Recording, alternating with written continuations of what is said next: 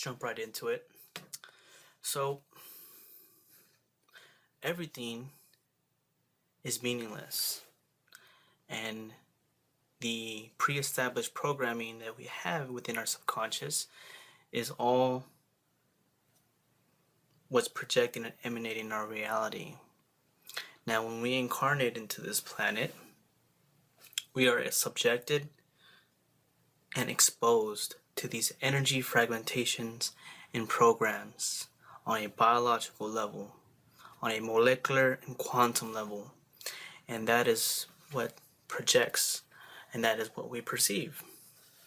Now, programming or removing these programs, you have to understand that you're a biological organism, and the only way to remove the programming is to work energy with energy. And when you can go to the source of that on a quantum level, then you can begin dissolving those programs and then permanently remove those programs throughout all levels of your human perception until they become unmanifest and not resonate within your individual consciousness. And the only way to do this is to have a direct connection with your higher self, or shouldn't say higher self, but really it's the totality of your multidimensional anatomy. You could say it's your intuition. You could say, that's your higher sense, but really there is no higher and lower. It's just the totality of your conscious sensory awareness. And when this happens through the certain embodiment of that, you're able to have more sensory awareness to those levels, which is like basically a sequence of awareness that the human has, how the human consciousness operates in a sense, and which is all basically subjective. Can't say that this is set in stone, this is absolute, but it is a probability, it is potentiality. And if we can begin to dive in further into the blueprint of how that works, how a multidimensional anatomy works, then we can further understand how reality functions or consciousness functions. And the way to do that is to actually have that direct experience and to really integrate those levels of yourself and open up those channels, those vortices, so they can begin to spiral and spin and organically function as they were intended by the original program of source, which is connected within our heart space and which is emanating out like a torus.